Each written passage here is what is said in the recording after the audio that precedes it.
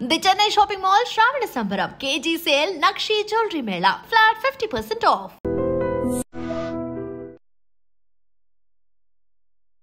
సనాతన ధర్మ పరిరక్షణ బాధ్యత ఎవరిది ప్రభుజీ? ఎవరైతే ధర్మాన్ని అనుసరిస్తున్నారో వాళ్ళందరి బాధ్యత ధర్మాన్ని కాపాడుకోవటం. ధర్మాన్ని ఎలా కాపాడుకుంటామండి? మేమేం చేయాలి ధర్మాన్ని కాపాడుకోవటం అని? పొద్దున్న లేచిన దగ్గర నుంచి భగవంతుని స్మరణలో ఉండాలా? అసలు ఎవరిని స్మరించుకోవాలి? ఏ రకంగా స్టార్ట్ చేయాలి డే అనేది? 2 అక్షరాలతో ప్రారంభమయ్యేది రోజు పూర్వకాలంలో, హరి అని. ఇప్పుడు కూడా 2 అక్షరాలతో ప్రారంభం అవుతుంది, కాఫీ అని. కాఫీ అనకుండా పక్కన పెట్టి హరి అనటంలో నిద్ర లేవాలి. ఇంట్లో మగవారు పూజ చేస్తేనే మంచి ఫలితం పొందుతారు అని చెప్పి ఈ మధ్య కాలంలో చెప్తున్నారు. ఒక మగవాడు పూజ చేసిన, ఆరాధన చేసిన, పుణ్యం చేసిన, పునస్కారం చేసిన దాంట్లో ఉండే 50% ఆడవారికి వెళ్తుంది. ఏదైనా పాపం చేశాడనుకోండి, దాంట్లో 1% కూడా ఆడవారికి రాదు. స్త్రీ చేసిందనుకోండి పుణ్యం, 1% హస్బెండ్కి రాదు, 100% ఆవిడ దగ్గరే ఉంటుంది. స్త్రీ ఏదైనా పాపం చేసిందనుకోండి, ఇది ఒక బంపర్ ఆఫర్ అనమాట, మన శాస్త్రాలు ఇచ్చింది. బాగుందా మీకు?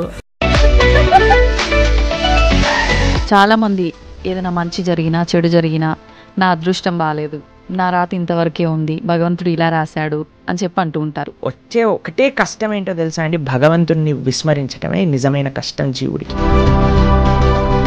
భగవంతుడు ఒక్కడే కదా, ఇన్ని రూపాలుగా ఎందుకు ఆరాధించాలంటారు? భగవంతుడి యొక్క మినిస్ట్రీలో ఎంతో మంది దేవతలు ఉన్నారు. ఆ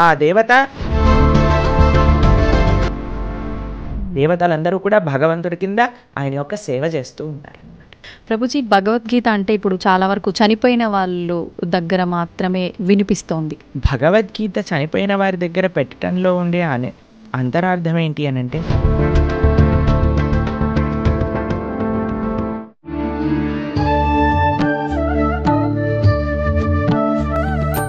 నమస్కారం, వెల్కమ్ టు ఐ డ్రీమ్ ధర్మ మార్గం కార్యక్రమానికి స్వాగతం. నేను మీ విజిత. సనాతన ధర్మం అనే పదం ఒకప్పటి కాలంలో ఎలా ఉన్నా ఇప్పుడు మాత్రం చాలా ఎక్కువగా వినిపిస్తోంది. అసలు ఏంటి సనాతన ధర్మం? సనాతన ధర్మం వల్ల మనం ఏం నేర్చుకోవచ్చు? అది నేర్చుకోవడం వల్ల మన లైఫ్ ఎలా ఉంటుంది? ఎటువంటి మార్పులు వస్తాయి? ఇంకొకటి భగవద్గీత అంటే ఎక్కువగా మనం వింటూ ఉంటాం, చనిపోయిన వారి దగ్గర మాత్రమే ఇది ఎక్కువగా ప్లే చేస్తుంటారు అని చెప్పి. నిజంగా భగవద్గీత అంటే ఏంటి? ఇది నిజంగా మరణించిన వారి దగ్గర వినిపించేదా? అసలు ఏంటి దాని ప్రత్యేకత? ఇలాంటి మంచి మంచి విషయాలన్నీ ఇప్పుడు ప్రభుజీతో మాట్లాడి తెలుసుకుందాం. ప్రస్తుతం మనతో పాటు ఉన్నారు. గోవర్ధనికో విలేజ్లోని ఆశ్రమంలో వారి సేవలని అందిస్తూ, భగవంతుడి యొక్క ధ్యానంలో నిరంతరం కృషి చేస్తూ, నిరంతరం భగవంతుడి ధ్యానంలో ఉంటూ ఎన్నో ప్రాంతాలలో వారి మాటల ద్వారా, వారి ప్రవచనాల ద్వారా అందరికీ అవగాహన కల్పిస్తూ మన సనాతన ధర్మం యొక్క గొప్పతనాన్ని, విలువలని మనందరికీ తెలియజేస్తూ ఉంటారు. వారే ప్రణవానంద ప్రభుజీ గారు. ఇప్పుడు ప్రభుజీతో మాట్లాడి మరిన్ని విషయాలు తెలుసుకుందాం. మంచి మంచి విషయాలు అడిగి తెలుసుకొని మీ అందరికీ తెలియజేస్తాను. హరే కృష్ణ ప్రభుజీ. నమస్కారం అండి. హరే కృష్ణ ప్రభుజీ. ఈ మధ్య కాలంలో, ఒకప్పటి కాలంలో కన్నా ప్రస్తుతం సనాతన ధర్మం అనే మాట ఎక్కువగా వినిపిస్తోంది. నిజంగా ఈ సనాతన ధర్మ పరిరక్షణ బాధ్యత ఎవరిది ప్రభుజీ? మీది, నాది, అందరిది. ఎవరైతే హిందువులు సనాతన ధర్మానికి చెందినవారు అని అనుకుంటున్నామో, ఎందుకంటే ధర్మో రక్షతి రక్షితః అని అన్నారు. మనం ధర్మాన్ని రక్షిస్తే ఆ ధర్మం మనకి రక్షిస్తుంది అని. ఇప్పుడు మీకు ఒక విషయం చెప్తాను. ప్రతి ఒక్కరి బాధ్యత చాలామంది ఏమనుకుంటున్నారంటే అండి, సనాతన ధర్మాన్ని రక్షించే వాళ్ళ బాధ్యత, గురువుల బాధ్యత, ఏదో గుళ్ళో ఉండే పండితుల బాధ్యత, లేదా కొంతమంది ధర్మ ధ్వజం పట్టుకున్న వారి బాధ్యత, మనదేం కాదు అని అనుకుంటున్నారన్నమాట. కానీ అది కాదండి.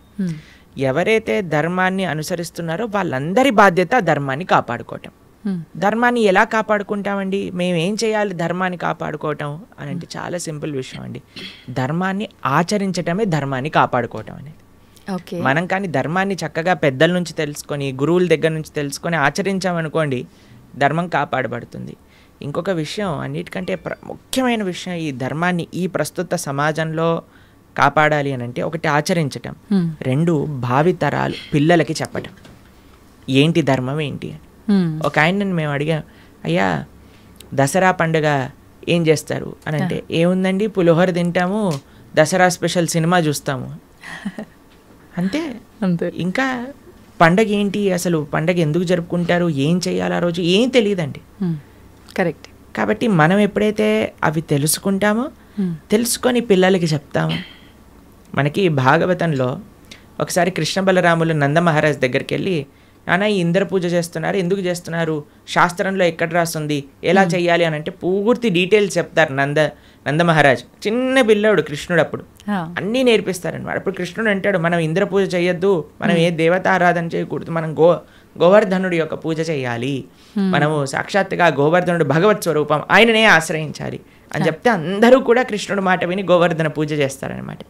కాబట్టి ధర్మాన్ని కాపాడాలి, సనాతన ధర్మము, హైందవ సనాతన ధర్మాన్ని రక్షించాలి అని అంటే మనం ప్రాక్టీస్ చేయటం ఒకటైతే పిల్లలకి నేర్పించటం మరొకటి. ఓకే. ఈ రెండూ కూడా చాలా చాలా ముఖ్యం మనకి ఈ సమాజంలో సనాతన ధర్మ పరిరక్షణ చేయటము. అయితే ప్రభుజీ, మనం ఇవి ఆచరించాలి అని అంటే తెలుసుకోవాలి, తెలుసుకున్నవి ఆచరణలో పెట్టాలి అని అంటే మనం నిత్యం అంటే పొద్దున్న లేచిన దగ్గర నుంచి భగవంతుని స్మరణలో ఉండాలా? అసలు ఎవరిని స్మరించుకోవాలి, ఏ రకంగా స్టార్ట్ చేయాలి డే అనేది? చూడండి, ఒక రోజు మనకు వచ్చింది అంటే అది భగవంతుడి యొక్క కృప వల్లే కదండి. అవును. ఈరోజు మనకి ఈ జన్మ వచ్చింది అని అంటే స్వామిని స్మరించాలి. హరి హరి హరి హరి అని అంటాం మనం, హరి అష్టకము అని అంటాం అనమాట. హరినామస్మరణతో ప్రారంభం చేయాలి రోజు అని చెప్తారు. భగవంతుడికి, మన ఆచార్యులకి, గురువులకి అందరికీ ఒకసారి నమస్కారం చేసుకోవాలి. పృథ్వీని నమస్కరించాలి, ఎందుకంటే ఆవిడ మన జనని. కానీ ఆవిడ మనల్ని భరిస్తుంది కదండి. మనం ప్రతిరోజు అడుగు పెడుతూ ఉంటాం పృథ్వీ పైన, వివిధ రకములైన కృత్యములు చేస్తూ ఉంటాం అనమాట. కాబట్టి ఫస్ట్ లేవంగానే, ఎంతమందికి అలవాటు ఉందో లేదో తెలియదు కానీ ఫస్ట్ లేవంగానే భూమాతను స్మృశించాలి. శ్లోకములు ఉన్నాయండి, శ్లోకములు నేర్చుకోగలిగితే నేర్చుకోండి, కానీ ఆ భావన, అమ్మా నీ పైన అడుగు పెడుతున్నాను కదా, మమ్మల్ని క్షమించు, మమ్మల్ని రక్షించు అనే ఒక భావనతో మనము నేలని స్పృశించి నమస్కరించుకోగలిగితే అది చాలా అద్భుతమైన విషయం అనమాట. దాని తర్వాత మనం భగవంతుని స్మరించి పృథ్వీని స్పృశించి నమస్కరించుకొని మన గురువులకి, ఆచార్యులకి నమస్కారం చేసుకొని, మీకు ఒక విషయం చెప్తాను, అన్నిటికంటే ముందు 2 అక్షరాలతో ప్రారంభమయ్యేది రోజు పూర్వకాలంలో, హరి అని. ఇప్పుడు కూడా 2 అక్షరాలతో ప్రారంభం అవుతుంది, కాఫీ అని. కరెక్ట్. కాఫీ అనకుండా పక్కన పెట్టి హరి అనటంలో నిద్ర లేవాలి. ఓకే. నిద్ర లేచిన వెంటనే స్నానం ఆచరించాలి. మీకు ఒక విషయం తెలుసునండి, స్నానం అనేది సనాతన ధర్మంలో చాలా ముఖ్యమైన విషయం. మనము చాలామందికి అర్థం కాదండి, స్నానం లేకుండానే రోజును ప్రారంభం చేసేయటము, వంటింట్లోకి వెళ్ళిపోవటము, తర్వాత టిఫిన్ చేసేయటము, ఇలాంటివన్నీ చేస్తూ ఉంటారు. చాలా పెద్ద తప్పది. మనం ప్రొద్దున లేవంగానే భగవంతుని స్మరించుకొని ముందు చేయవలసింది స్నానము. స్నానంలో కూడా గంగే చ యమునే చైవ గోదావరి సరస్వతి నర్మదే సింధు కావేరి జలేస్మిన్ సన్నిధిం కురు, అన్ని నదులను కూడా గంగా జలమును, యమునా జలమును మనం స్మరించుకొని స్నానం ఆచరించాలి. మీకు ఇంకొక విషయం చెప్తాను, చాలామందికి తెలియని విషయం. మన ధర్మం మనకి చెప్తుంది, స్నానం ఆచరించేటప్పుడు వస్త్రం లేకుండా స్నానం ఆచరించకూడదు. మనము ఒక బట్ట కట్టుకొని స్నానం చేయాలి. అది ఆ నీటికి, ఆ దేవతకి మనం ఇచ్చే గౌరవం అన్నమాట. కాబట్టి స్నానం ఆచరించేటప్పుడు అపవిత్ర పవిత్రోవ సర్వావస్థాన్ గతోపివ యత్స్మరేత్ పుండరీకాక్షం సబాహ్యాభ్యంతర శుచి. పుండరీకాక్ష పుండరీకాక్ష పుండరీకాక్షాయ నమః. శ్రీ విష్ణు శ్రీ విష్ణు శ్రీ విష్ణు భగవన్నామ. ప్రొద్దున లేచినప్పటి నుంచి భగవన్న, స్నానం ఆచరించేటప్పుడు భగవన్నాం, భగవంతుడి ముందుకెళ్ళి భగవన్నాం, రోజంతా భగవన్నాం. ఎంత మనము భగవంతుడి యొక్క నామంతో మనము కనెక్షన్లో ఉన్నామనుకోండి, అంత మనకి స్పిరిచువల్ ఎనర్జీతో మనం రీఛార్జ్ అయిపోతాం అనమాట. మనకు ఆ స్ట్రెంగ్త్ వస్తుంది. మన రోజులో ఉండే ఆ ఒడిదుడుకులు అన్నీ ఉంటాయి కదండి, వాటన్నిటిని ఎదుర్కొనే ఒక శక్తి మనకి భగవన్నామస్మరణతో వస్తుందన్నమాట. కాబట్టి ప్రొద్దున లేచాక హరినామస్మరణ, దాని తర్వాత చక్కగా మనం చేయవలసినది స్నానము, దాని తర్వాత భగవద్ ఆరాధన. ఇవి చేసేసుకున్నాం అనుకోండి, మనం ప్రొద్దున లేవంగానే ఫోన్కి ఛార్జింగ్ పెట్టేస్తాం కదా, అలా మన శరీరం ఛార్జ్ అయిపోతుంది ఇవి చేసేసుకున్న. దాని తర్వాత రోజులో ఉండే మన కార్యక్రమాలన్నీ కూడా మనం చేసుకుంటూ ఉండొచ్చు అనమాట. ఓకే. అయితే ప్రభుజీ, మనం ఆచరించే స్నానం ఎంతో ఇంపార్టెంట్ అని చెప్పి మీరు చెప్పారు. అది ఆచరించడం ఒక ఎత్తు అయితే సమయం కూడా ఇంపార్టెంట్ అని చెప్పి అంటుంటారు కదా ప్రభుజీ, ఏ టైంలో స్నానం ఆచరించాలి అని చెప్పి, అది ఎలా చూసుకోవాలి? మనము, మన శాస్త్రాలు చెప్తున్నాయి బ్రహ్మ ముహూర్తంలో నిద్ర లేవాలి అని. అంటే సూర్యుడు వచ్చే ముందు. ఓకే. ఇప్పుడు మీకు ఒక విషయం చెప్తాను. మీ ఇంటికి ఒక గెస్ట్ వస్తున్నారు అనుకోండి, సరే ఈరోజు మీకు పండగ, పండగ రోజు మీరు ఏం చేస్తారు, అరే ఈరోజు పండగ త్వరగా లేవాలి, త్వరగా లేసుకొని కార్యక్రమాలన్నీ చేసుకొని నైవేద్యాలన్నీ తయారు చేసుకొని మనం త్వరగా ఈ పండుగని ముగించుకోవాలి, అమ్మవారి పూజ చేసుకోవాలని మీరు అనుకుంటారు, అవునా కాదా చెప్పండి. లేదా ఒక గెస్ట్ వస్తున్నారు అనుకోండి, సపోజ్ మీ గురువు గారు రేపు మీ ఇంటికి వస్తున్నారు అన్నారు అనుకోండి, మీ గురువు గారు ఇంటికి వచ్చాక బయట నాక్ చేశాక మీరు లేచి స్నానం చేసి రెడీ అవుతారా, లేదా ఆయన వచ్చే ముందే అన్ని సదుపాయాలన్నీ కూడా సక్రమంగా చేసుకొని పెట్టుకుంటారా చెప్పండి. వచ్చే ముందే చేస్తాం అంతే కదండి. ఎవరైనా గెస్ట్ వచ్చినా మన ఇంటి గురువులు వచ్చినా ఎవరో ఒకళ్ళు అలా చేసుకుంటాం కదా. సూర్య భగవానుడు ప్రత్యక్షంగా మనకి భగవంతుడి యొక్క స్వరూపం మనకి దర్శనమిస్తున్నారు. ఆయన ప్రతిరోజు ఉదయించే ముందే మనం నిద్ర లేవాలి, దాన్నే బ్రహ్మ ముహూర్తము అని అంటారు. సూర్యోదయం కంటే ముందు మనం నిద్రలేచి మన యొక్క స్నానాది కార్యములన్నీ పూర్తి చేసుకొని మనం రెడీగా ఉండాలి సూర్యుడిని స్వాగతించడానికి. మన యొక్క భగవన్నామ స్మరణ చేసుకుంటూ మనం రెడీ అయిపోతాం అనమాట. అందుకే సంధ్యావందనాది కార్యక్రమములు మనం ప్రొద్దున పూట, మధ్యాహ్నం పూట, సాయంకాలం పూట 3 పూటలు చేస్తాం అనమాట. ఆయన ఎవరికి చేస్తున్నాము అని అంటే సూర్యమండలంలో మధ్యలో ఉన్న భగవంతుడికి మనం చేస్తున్నాము. కానీ ఆయన మనకి భగవంతుడిని దర్శింపజేసే ఒక ప్రత్యక్షమైన క్యారియర్. కాబట్టి మనం ఆయన వచ్చే ముందే మనం నిద్ర లేవాలి, ఆయన రాకముందే మన యొక్క నిత్య కృత్యములన్నీ కూడా పూర్తి చేసుకొని మనము ఆధ్యాత్మిక కార్యక్రమంలో నిమగ్నమై ఉండాలి. మీరు చూడండి, ప్రొద్దున పూట లేవటం అనేది అటు మన ఆరోగ్యరీత్యా, అలానే సామాజిక పరంగా, అలానే మన ఆధ్యాత్మికంగా, శారీరకంగా, అన్ని మానసికంగా అన్ని విషయములలో మనకి మంచి చేస్తుంది. అందుకే early to bed and early to rice keeps a man healthy, wealthy and wise అని అన్నారు. కాబట్టి ప్రొద్దున పూట బ్రహ్మ ముహూర్తంలో నిద్ర లేచి స్నానం ఆచరించవలే. ఇది ప్రతి సనాతన ధర్మానికి సంబంధించిన వారు తప్పక ఆచరించాల్సిన ఒక పద్ధతి. ఓకే, అయితే ప్రభుజీ మనం మాట్లాడుకున్న దాంట్లో ఇంకొకటి భగవంతుడి ఆరాధన. చాలా వరకు అంటే ఇంట్లో మగవారు పూజ చేస్తేనే మంచి ఫలితం పొందుతారు అని చెప్పి ఈ మధ్య కాలంలో చెప్తున్నారు. కానీ ఎక్కువగా ఆడవాళ్ళే పూజ చేస్తుంటారు. అసలు నిజంగా ఆడవాళ్ళే పూజ చేయాలా, మగవారు చేయొచ్చా? అసలు మగవారు చేయాల్సిన కార్యక్రమాలు ఏంటి ఆధ్యాత్మిక? ఎవరెవరు ఉద్ధరింపబడాలి అని అనుకుంటారో, ఎవరెవరికి భగవంతు అనుగ్రహం కావాలనుకుంటున్నారో వాళ్ళు చేయాలండి. మీకు విషయం చెప్తాను. ఒక మగవాడు పూజ చేసిన, ఆరాధన చేసిన, పుణ్యం చేసిన, పునస్కారం చేసిన దాంట్లో ఉండే 50% ఆడవారికి వెళ్తుంది. ఓకే, ఎంత? 50%. ఏదైనా పాపం చేశాడు అనుకోండి, దాంట్లో 1% కూడా ఆడవారికి రాదు. అదెలా ప్రభుజీ? మరి పుణ్యం అయితే పుణ్యం 50% వెళ్తుంది, పాపంలో వెళ్ళదు. ఓకే, స్త్రీ చేసిందనుకోండి పుణ్యం 1% హస్బెండ్కి రాదు, 100% ఆవిడ దగ్గరే ఉంటుంది. స్త్రీ ఏదైనా పాపం చేసిందనుకోండి, దాంట్లో 50% హస్బెండ్కి వెళ్తుంది. ఇది ఒక బంపర్ ఆఫర్ అనమాట, మన శాస్త్రాలు ఇచ్చింది. బాగుందా మీకు? బాగా అనిపిస్తున్నట్టుంది మీకు. శ్రీ ప్రభుపాదుల వారు ఒక దగ్గర ప్రస్తావన చేస్తారు, everybody has to fly their own plane అంటారు. మనకి అంబరీష మహారాజు గారి వృత్తాంతంలో వస్తుంది. అయినా ప్రొద్దున లేవంగానే నిరంతరము కూడా భగవంతుడి యొక్క ఆరాధనలో, ఆయన చేతులన్నీ కూడా భగవంతుడి యొక్క పూజలో, పాదాలు భగవంతుడి యొక్క ఆలయ ప్రదక్షిణలో, మనసు భగవంతుని చింతించటం. సవై మన కృష్ణ పదార విందయో వాచాంసి వైకుంఠ గుణాను వర్ణనే కరే హరేర్మందిరమార్జనాదిషు అని ఆయన యొక్క దినచర్య మొత్తం చెప్తారనమాట. ఇక్కడ వారి భార్య ఆరాధనకి నీళ్లు తెచ్చి తేవడానికి హెల్ప్ చేసినా సరే ఆయన అనేవారట, నా పూజ నేను చేసుకుంటాను, మళ్ళీ నీ పూజ నువ్వు చేసుకో. ఆయన అన్ని సదుపాయాలు సమకూర్చుకొని, ఎందుకంటే చూడండి భగవంతుడితో మనకుండే రిలేషన్షిప్ ఎక్స్ట్రీమ్లీ పర్సనల్ అండి. స్వామి మన తండ్రి, స్వామి మన తల్లి. ఇప్పుడు చూడండి మీకు ఒక విషయం చెప్తాను. మన ఇంట్లో ఎవరిదైనా పుట్టినరోజు ఉందనుకోండి, మనం ఏం చేస్తాం, ఒకసారి మాకు ఈ సంఘటన ఎదురైందనమాట. నేను మా తమ్ముడు కలిసి మా అమ్మగారికి గిఫ్ట్ ఇవ్వాలి అంటే, మా తమ్ముడు అన్నారు, నువ్వు నీ గిఫ్ట్ ఇవ్వు, నేను నా గిఫ్ట్ ఇస్తాను.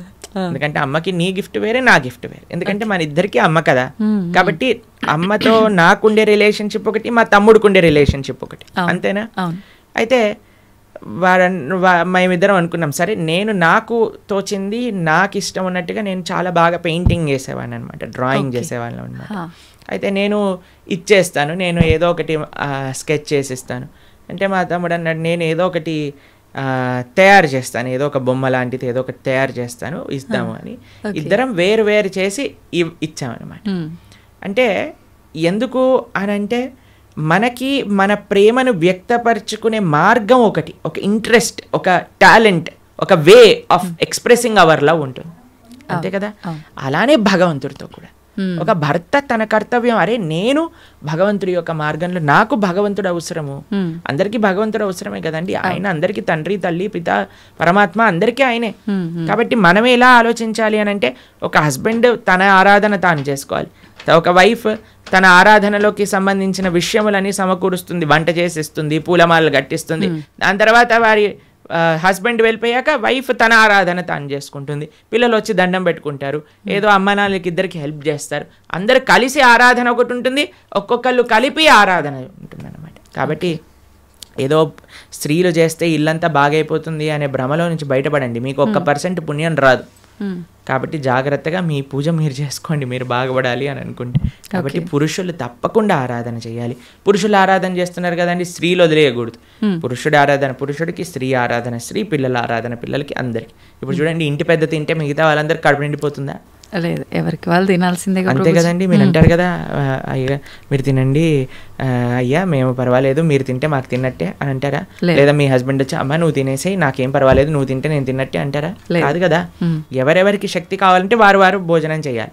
అలానే మనం కూడా మనకి శక్తి కావాలి, మనకి భగవంతుడి యొక్క కృప కావాలి అంటే మనం భోజనం చేస్తే ఎలా అయితే మనకి శక్తి వస్తుందో మనము ఆరాధన చేసుకుంటే అలా మనకి భగవంతుడి యొక్క కృప అనేది లభిస్తుంది. ఓకే ప్రభుజీ, చాలామంది ఏదైనా మంచి జరిగినా చెడు జరిగినా నా అదృష్టం బాగాలేదు, నా రాత ఇంతవరకే ఉంది, భగవంతుడు ఇలా రాశాడు అని చెప్పి అంటూ ఉంటారు. నిజంగా అంటే మన చేతిలో ఏముండదా మనం చేసే పనులను బట్టి మన లైఫ్ని డిసైడ్ చేసుకోవడం? భగవంతుడు పుట్టినప్పుడే అవన్నీ డిసైడ్ చేసి ఇలా అని చెప్పి చూస్తాడా? మనకి ఒక సర్కమ్స్టెన్స్ ఇస్తాడండి భగవంతుడు.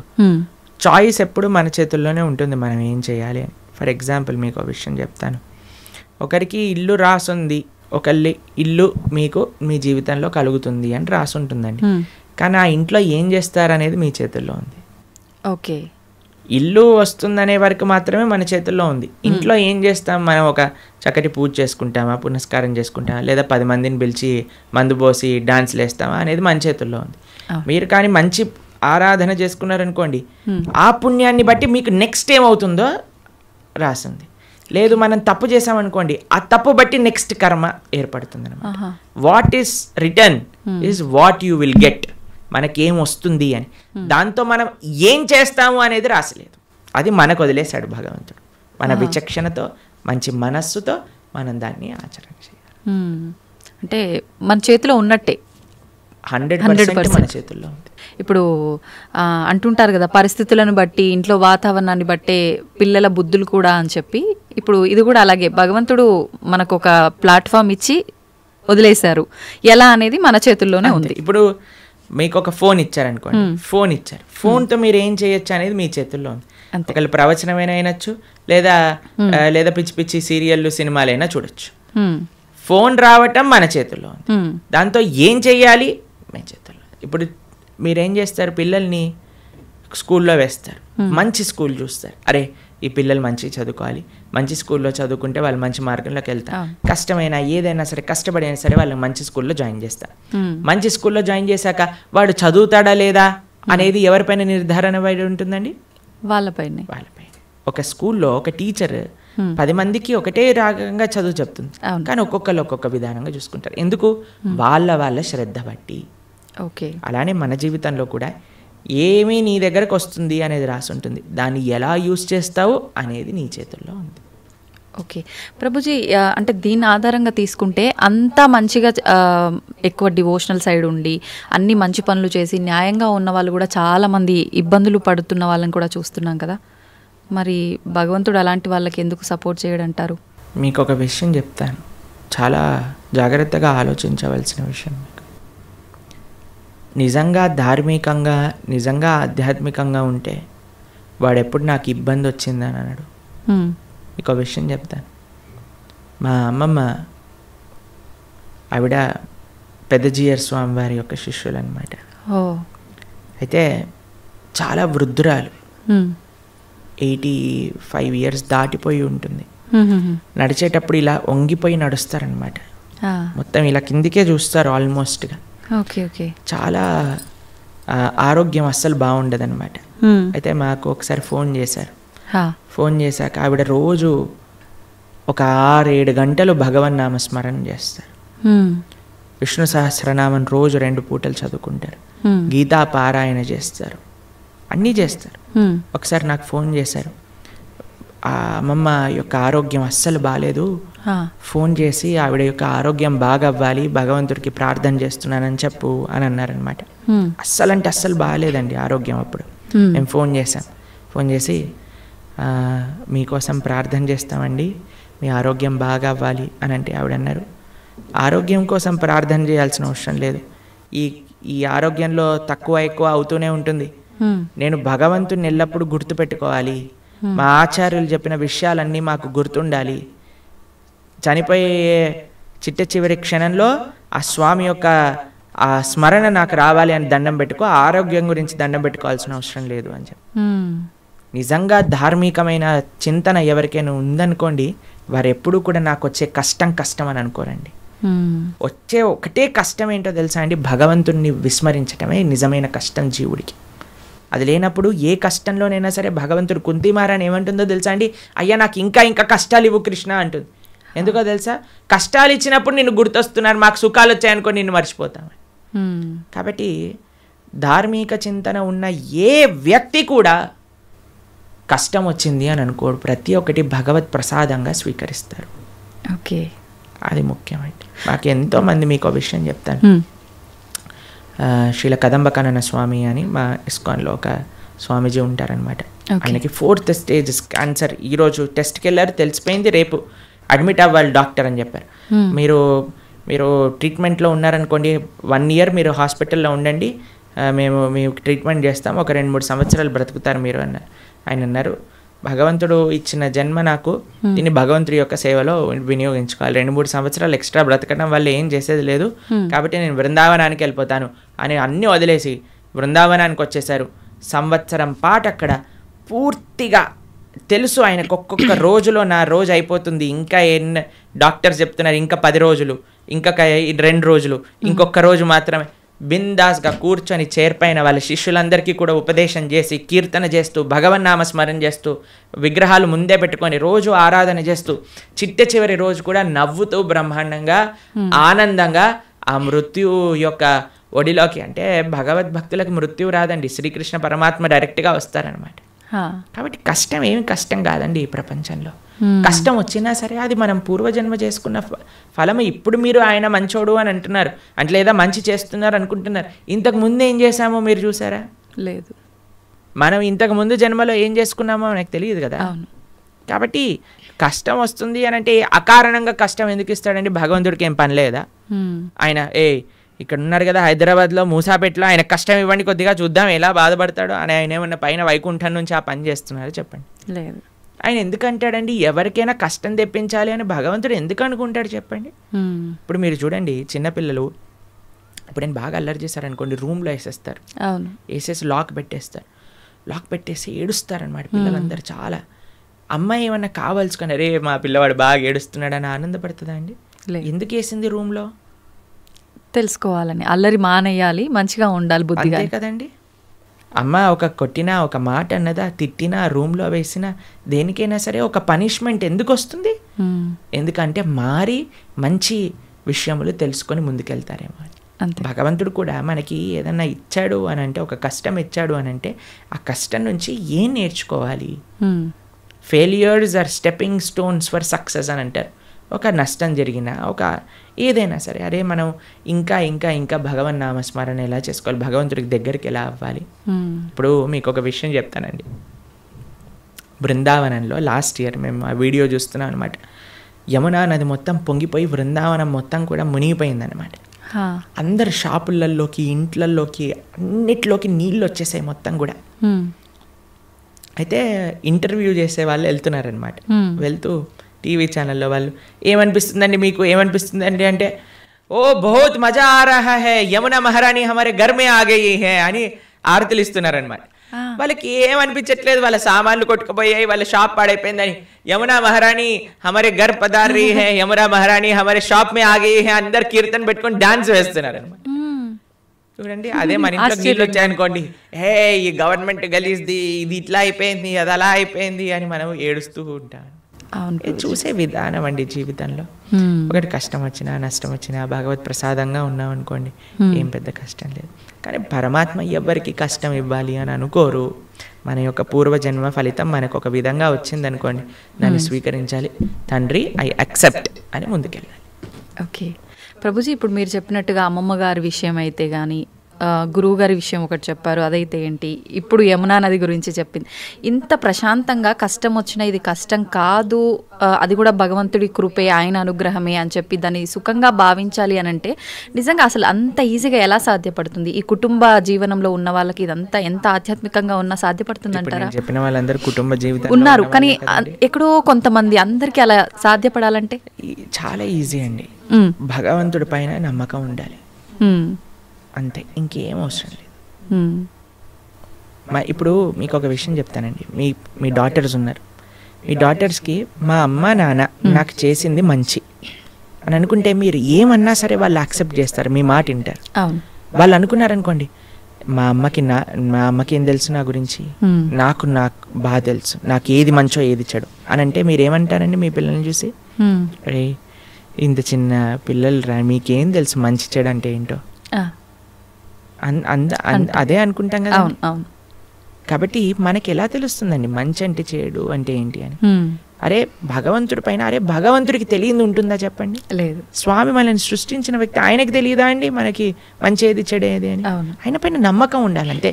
స్వామి మారోబి రాకోబి, నువ్వేం చేసినా నాకు మంచి చేస్తావు, నమస్కారం అనండి, అంతే. ఇంకా ఏం జరిగినా సరే మనం దాన్ని తీసుకోగలము. ఆ భక్తి, ఆ శరణాగతి భగవంతుడి పైన ఉండాలంతే.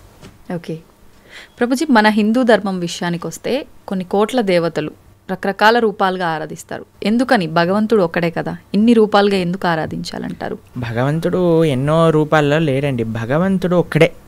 గోవిందం ఆది పురుషం తమహం భజామి. ఆ స్వామి ఇప్పుడు చూడండి, మన కంట్రీ తీసుకున్నాం అనుకోండి, ఒక ప్రైమ్ మినిస్టర్ ఉంటాడు. ఆ ప్రైమ్ మినిస్టర్ యొక్క క్యాబినెట్లో మిగతా మంత్రులు ఉంటారనమాట. ఆ మంత్రుల యొక్క ఆఫీస్లో చాలా మంది పనిచేస్తూ ఉంటారు.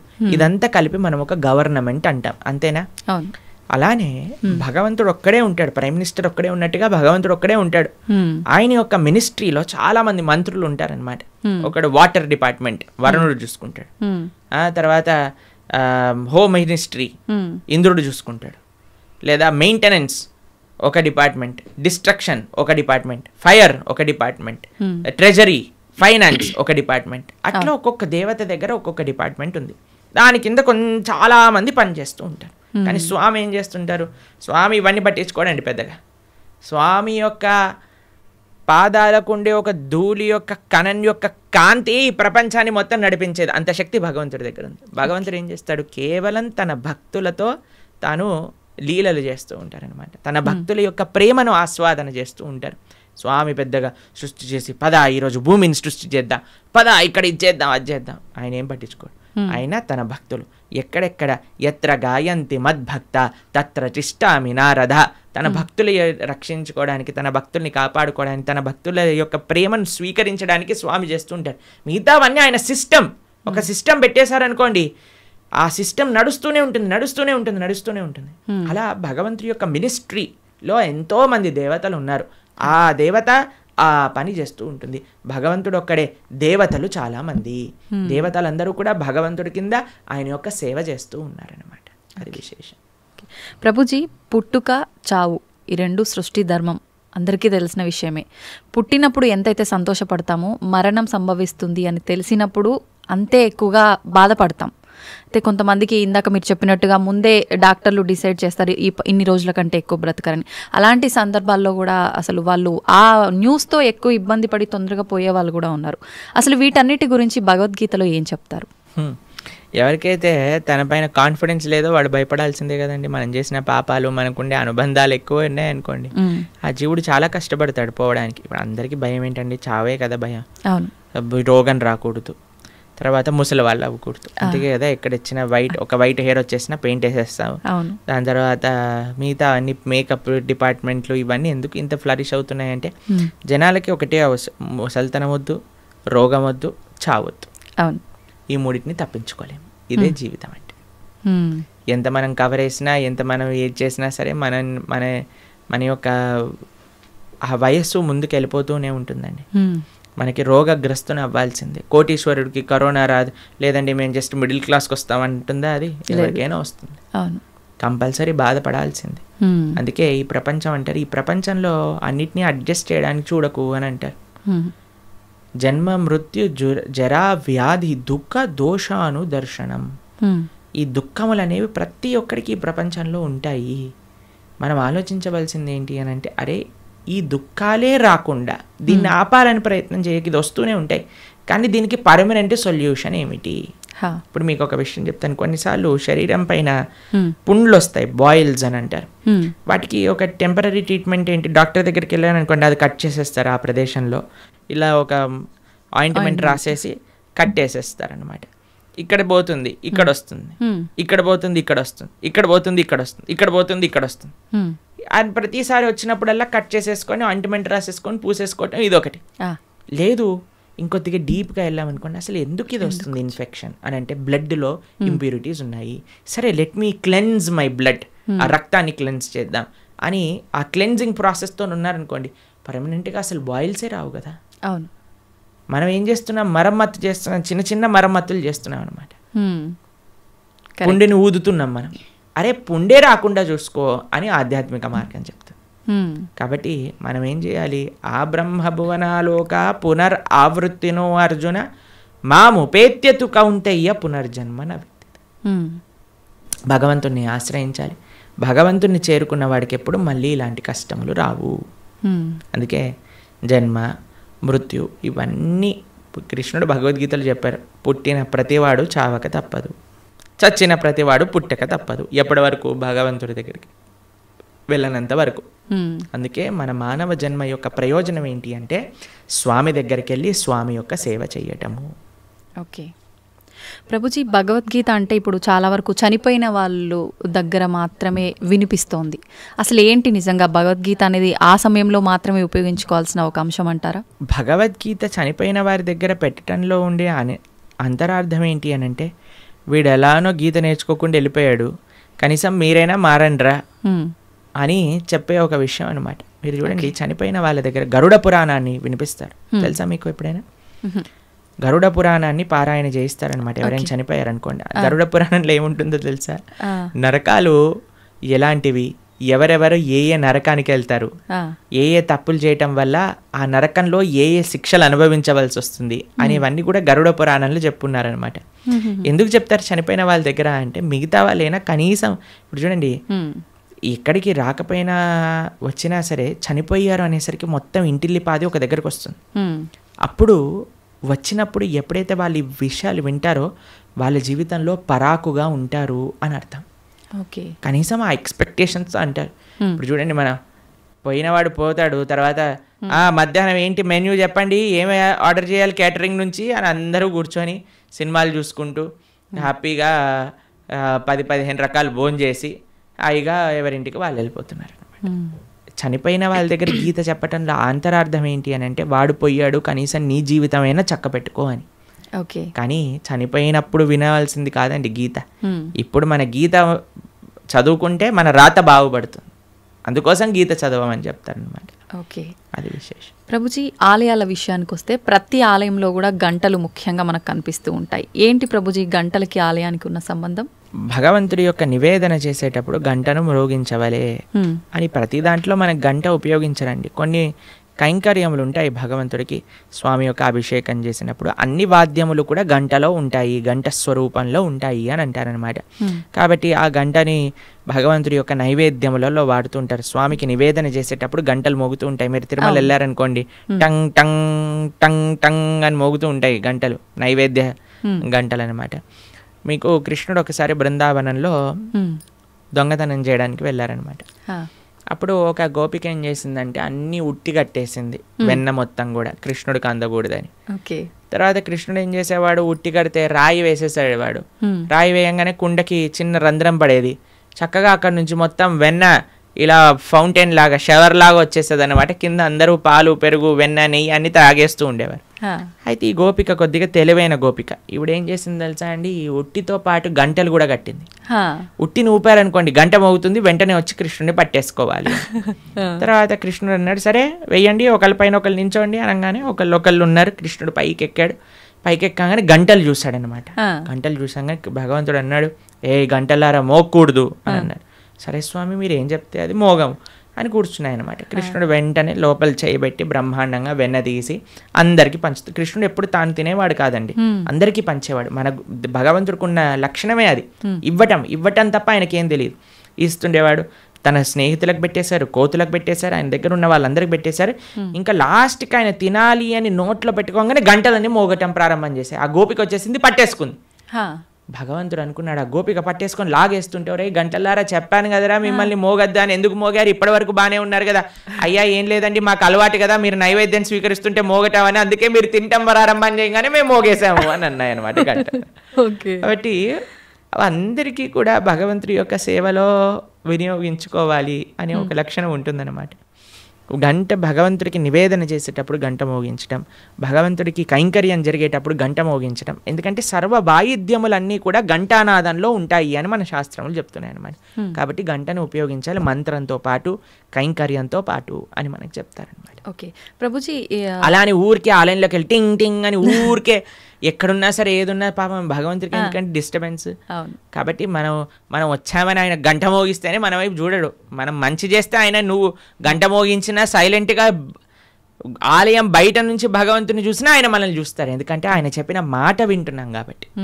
ఏం మాట వినకుండా టంగ్ టంగ్ సినిమాలలో వచ్చినట్టుగా రక్తం గారేటట్టుగా గంటలు కొట్టి మనం కింద బేవోష్ అయిపోవాల్సిన అవసరం ఏం లేదు. భగవంతుడి యొక్క అటెన్షన్ కావాలి అనుకుంటే మనం స్వామి యొక్క మాటలు, గీత, భాగవత, రామాయణాదులు మనం విని మనం దాని జీవితంలో ఆచరిస్తున్నాము అని అంటే స్వామి వెయిట్ చేస్తూ ఉంటారు. శ్రీల భక్తి సిద్ధాంత సరస్వతి ఠాకూర్ అని మా ఆచార్యులు ఆయన చెప్తారనమాట, don't try to see Krishna, serve Krishna in such a way that Krishna would want to see you అని అంటారు. ఆయన ఏమంటారంటే దేవుణ్ణి చూడాలి చూడాలి అని పరితపించకు, భగవంతుడి యొక్క సేవ ఎలా చెయ్యి అని అంటే భగవంతుడే నిన్ను చూడాలి అని అనుకోవాలి, అట్లా సేవ చేయటం నేర్చుకో అని అంటారనమాట వారు.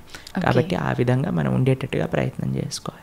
గంట ఆడవాళ్ళు కొట్టకూడదు పూజా సమయంలో హారతి ఇచ్చేటప్పుడు, కానీ పక్కన మగవాళ్ళు గంట కొట్టాలి, ఆడవాళ్ళు హారతి ఇవ్వాలని వింటూ ఉంటాం. నిజంగా గంట ఆడవాళ్ళు కొట్టకూడదు అంటారు? అలాంటివి ఏం లేదండి, భగవంతుడి యొక్క సేవలో అందరు సమానమే. ఇంకొకటి సేవ అన్నారు. భగవంతుడికి భక్తితో మనం చేసే పనులు ఇష్టపడతాడా, లేదంటే సేవ చేస్తే ఎక్కువగా అనుగ్రహిస్తాడంటారా? భక్తితో సేవ చేస్తే ఇష్టపడతారు.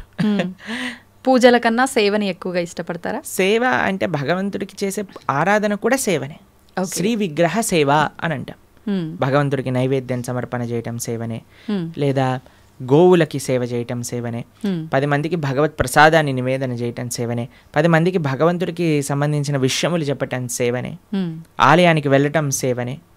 కాబట్టి భగవంతుడి యొక్క భక్తులకి సేవ చేయటం సేవనే. ఎన్నో రకాల సేవలు ఉన్నాయండి. స్వామి యొక్క ఆరాధన సేవాభావనతో ఏమి సేవ అంటే ఏంటో తెలుసా అండి, ఇప్పుడు ఏదైనా అపేక్షించామనుకోండి అది బిజినెస్ అవుతుంది, సేవ అవ్వదు. తండ్రి నేను ఈ పూజ చేస్తాను, నువ్వు నాకు అది ఇవ్వు, సేవ కాదు, అది బిజినెస్. బిజినెస్ ట్రాన్సాక్షన్ మాత్రమే. సేవ అంటే నాకేం వద్దు తండ్రి, నేను నీకు చేస్తా, అది సేవ. భగవంతుడికి సేవ కావాలి, ఈ బిజినెస్ వద్దు భగవంతుడు. ప్రభుజీ, చాలామంది పూజా కార్యక్రమాలు ఇలాంటి వాటికి దూరంగా ఉంటారు, కానీ అప్పుడప్పుడు పెద్ద పెద్ద క్షేత్రాలకి, ఆలయాలకు వెళ్ళి భగవంతుడి ఆలయంలో క్లీనింగ్ ఇలాంటి కార్యక్రమాల్లో ఎక్కువగా పాల్గొంటుంటారు. అందువల్ల కూడా ఫలితం ఉంటుందంటారా వాళ్ళకి? భగవంతుడికి సంబంధించింది ఏ చేసినా ఫలితం ఉంటుందండి, కానీ కన్సిస్టెంట్గా చేయటం వల్ల అది మనకి. ఇప్పుడు చూడండి, ఒక వ్యక్తి అన్నారు అనుకోండి, సంవత్సరంలో 3 సార్లు యోగా చేస్తానండి, దానివల్ల ఏమవుతుందని పెద్ద రిజల్ట్ ఏమి ఉండదు కదా. అంతే కదా. కాబట్టి మనము సంవత్సరంలో 3 సార్లు పండగలు వచ్చినప్పుడు మేము ధార్మికం అయిపోతాం, అలా కాదండి. కాన్స్టెంట్గా వాకింగ్ చేశారనుకోండి దాని ఫలితం ఉంటుంది, కాన్స్టెంట్గా యోగా చేశారనుకోండి దాని ఫలితం ఉంటుంది, కాన్స్టెంట్గా భగవన్ నామస్మరణ చేయాలి, కాన్స్టెంట్గా భగవంతుడి యొక్క సేవ చేసుకోవాలి, అప్పుడు మనకి ఫలితం ఉంటుంది అనమాట. అందుకే అహైతుకి అప్రతిహత అని అన్నారు. అహైతుకి భక్తి, అప్రతిహత భక్తి అని అంటే ఏమీ అపేక్ష లేని, భగవంతుడి నుంచి ఏమి అపేక్షించకుండా కన్సిస్టెంట్గా చేసినప్పుడే భక్తి అవుతుంది. ఓకే, అది ముఖ్యం. హరే కృష్ణ. చాలా చక్కగా తెలియజేశారు ప్రభుజీ. ప్రతిసారి కూడా అంటే మా అందరిలో ఉన్న సందేహాలను నివృత్తి చేస్తూనే ఉంటారు. మళ్ళీ మరొక మంచి ఎపిసోడ్లో మంచి టాపిక్స్తో కలవాలని కోరుకుంటున్నాను ప్రభుజీ. ధన్యవాదాలు. హరే కృష్ణ మాతాజీ. తవ్వండి, తవ్వుతున్న శివలింగం సరే దాన్ని అట్లా కప్పేసేయండి, చూపించదండి. Krishna is there. మూర్తి పూజ కాదు, సాక్షాత్ బ్రజేంద్ర నందన భగవాన్ ఉన్నారు మూర్తిలో. ఏమీ ఆశించకుండా ఆరాధించే వాళ్ళు కూడా ఉన్నారా ప్రభుజీ? నిజమైన భక్తి అంటే మనకు తెలియదు కాబట్టి